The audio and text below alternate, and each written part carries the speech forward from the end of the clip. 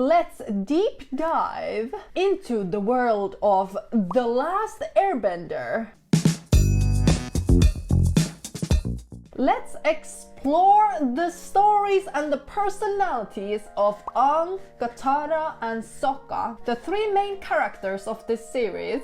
I have seen the original The Last Airbender series, the animation. I have to say, it's definitely one of my favorite series of all time. Like usual, this video is going to be based on interaction styles, temperament styles, MBTI types, and 8 cognitive model. I want to remind you that this video is purely based on The Last Airbender series in Netflix, not the previous or various different versions of it. Let's start with Aang, the last airbender, and a young avatar. Aang's personality is filled with this kind of almost naive, childish optimism, and he has a really playful mindset. He really enjoys having fun, playing with friends. Community is really important for him.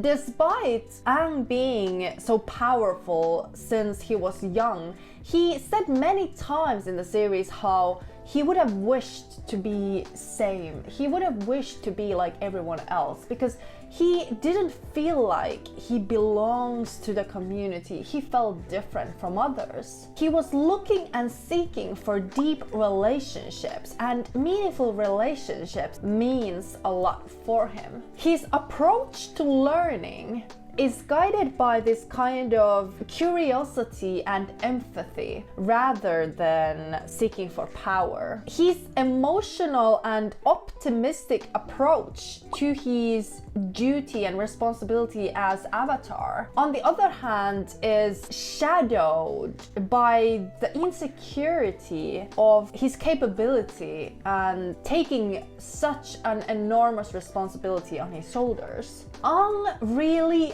finds meaning in his Avatar journey from helping people, bringing the harmony. So, what does this mean? Well, Aang likes to inform and explain and play with ideas while he's talking. He's not directing, he's not thinking, I have to be at a certain point or we have to go to a certain direction. He's rather just trying to inform and engage in meaningful discussions with people. The fact also how comfortably Aang is talking with new people, like almost immediately he's just discussing with new people and just playing with new people. He has like no inner filter when it comes to these interactions. Therefore, he's definitely more initiating. He's not responding like introverted. He uses the external to gather his internal thoughts and ideas. So, Aang by far is informing and initiating. At this point, that means we have 4 types left. Aang is either an ESFJ, ENFP, ESFP, or ENTP. So, what are the core needs or the temperament style of Aang? Well, as we noticed, Aang talks a lot about other people and the community and helping people. Therefore, we can say that Aang is 100% cooperative. That means we're left with 2 types. We're left with ESFJ and ENFP. The difference between ESFJ and ENFP is that they're either systematic or they are interest focused. What does it mean? Well, ESFJ, who is systematic temperament, they focus on order and organizing, structure, systems. Interest, in the other hand, They are more interested in what people are interested, what motivates people, what motivates me. They are comfortable with things being changing in any moment. From the series, we can see that Aang is not systematic. You know, you have been given this enormous responsibility, and his way of dealing with this is more like, how can I help people? What feels good for me? Not necessarily what is the best way objectively to approach this situation so that we can build up some kind of system or reference to how avatars should be. He's more worried of what happens now and what motivates me now. Therefore, Aang is interest. Since Aang is initiating, informing, and cooperative and interest focused, he is an ENFP. Aang's core needs are identity and meaning. And the most asked question that Aang does is the question, why am I an avatar? I did not want this for me. Who am I? Just having the identity crisis of being an avatar. What does it mean for me to be an avatar? It means that I want to help people. This is my identity. And he really cares what other people think of him because it immediately impacts on his self-worth. Aang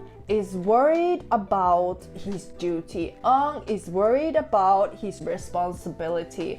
Aang keeps remembering what the people, the monk, the community of his told him because those people were important for him. And ENFP struggles with understanding and dealing with their responsibilities and duties because they want to be good people. They want to fulfill their duty, but yet it gives them a certain kind of frustration and anxiety. Let's move on. Katara, the compassionate waterbender from the southern water tribe that becomes one of the best friends of Aang. Katara has this kind of nurturing nature and a sense of direction and justice in the team. Katara has this kind of emotional intelligence that kind of bring people together and soothes people who are feeling bad or insecure inside them. Despite all the challenges they face, she remains this kind of optimistic attitude, drawing a sense of power and strength from her past, but yet having visionary insights and trust in the future. Probably for all of us, the first thing that you immediately recognize from Katara is her strong extroverted feeling, which means that she naturally all the time adapts to the emotional situation. When Aang is feeling bad, she naturally comes and says the right words to him to make him feel better. She really cares about people. She wants to bring people together, and the relationships and meanings in those really matter to her. Therefore, Katara is 100% cooperative. The cooperative part of Katara is pretty visible. In the original series, I think Katara was more community and responsibility focused, but I think in this new Netflix series, Katara comes across more directed, more having this kind of sense of future, constantly saying, having this kind of inner insight, and she's kind of the only one in the group who kind of holds this sort of vision that Aang is going to be the future avatar. With Katara, I was a bit between responding and initiating because in the original series, I think Katara is much more extroverted, but I think in this new Netflix series, Katara was more responding. I think she let things happen as they happened, and she did not initiate so much in the situations or with people. She was more focused on her internal dialogue than the external one. Therefore, in this new series, Katara is cooperative and responding. Katara is cooperative and responding and an extroverted feeling user it means that she can only be either an ISFJ or an INFJ. What's the difference between ISFJ and an INFJ? Well, ISFJ's core needs are community and responsibility, and they are an introverted sensing and extrovert intuition users. INFJs, on the other hand, are focused more on identity and meaning, and they are introverted intuition and extrovert sensing users. They have different interaction styles. ISFJs are informing. They want to inform people rather than direct them, and INFJ is directing. INFJs have this kind of sense of where are we going and kind of an idea and willpower in that. Therefore, an INFJ will try to cooperatively direct people, direct themselves, direct the community to a certain direction. I think Katara is a bit in between of both. I think her character was not 100% clear. Is it an SFJ or an NFJ? And in the original series, I think she's SFJ, but I think in the new series, Katara is an INFJ. Even though Katara was thinking a lot of the past and her responsibilities, etc., she was really driven to save the world. She was having this kind of inner intuitive insight, and she was holding the group together to save the world, to be part of Aang's journey, and she was really focused on her own inner growth,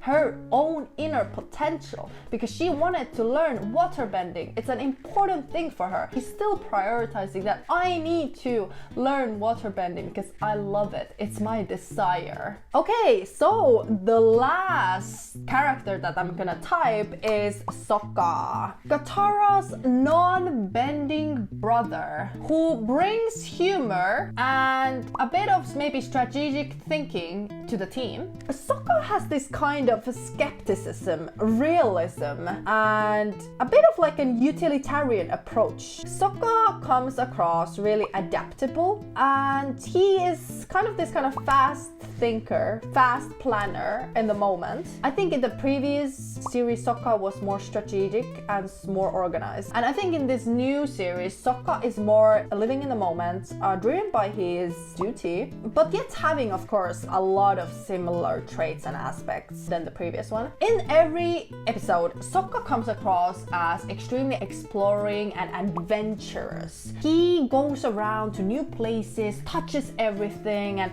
wants to see how things work, but he kinda makes fun of it also. He has this dark humor aspect, which is interesting. I think Sokka comes across directing in this series specifically. He is definitely saying things as they are. He doesn't like filter them and control his own behavior and speech. He's extremely open, if you can say, in some sense. And therefore, I think Sokka is definitely initiating first of all, because he doesn't filter anything. I also think Sokka is directing, because whatever he says really directly. He says things that he's trying to be effective. He has kind of a feeling of rush when he's saying things, which is really a directing perspective usually. When he speaks, his focus is in the accomplishment of the task. He likes to direct people with his speech. He likes to tell people as things are. He's also really comfortable at telling people what to do. So in my opinion,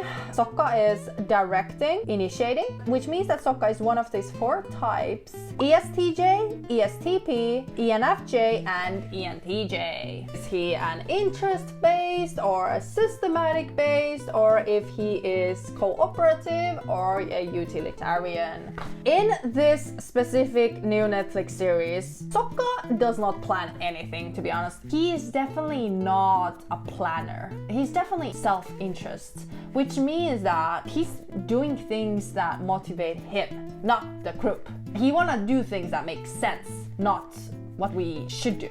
Sokka would rather adapt to the structure and to the things as they happen rather than control or systematize, organize things to happen in a way that he wants, which means that Sokka is interest focused. When Sokka was talking with the Kyoshi warrior, Sokka says something like, "This is my duty," kind of showing off with his duty, like, "This is my duty, I have to do this. Look at me taking all these duty."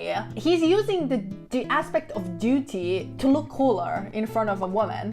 That's kind of self-interest in my opinion. He doesn't care about saving the world. He cares about maybe the people, he cares about his duty a lot, but he's not about saving the world. To be honest, does he really care about his duty, or does he care about the duty more to show off or to impress people? I would say both. Therefore, Sokka is initiating, directing, interest-focused and utilitarian, self-interested, and focusing on the outcome rather than building a nice, cooperative, harmonious group. So, only type that we have left for Sokka is an ESTP. ESTPs have an improviser pattern. They are more focused on what they get out of the situation, what makes sense in the situation. SPs always ask, what do I get out of this? What makes sense in the situation? Sokka also is really action-oriented, really explorative, adventures. I think this also works together with the ESTP a lot. He comes across really extroverted sensing. For example, in the Omashu episodes, he is really good with practicality. He becomes a mechanist suddenly. He adapts to situations, uses his creativity to fight people all the time. And one really important point is that he is a realistic, which means he's always bringing people down to earth, being aware of the external physical environment and pointing to that. Sokka does not have a direction for what he wants to do in the future. He definitely lives in the moment mostly.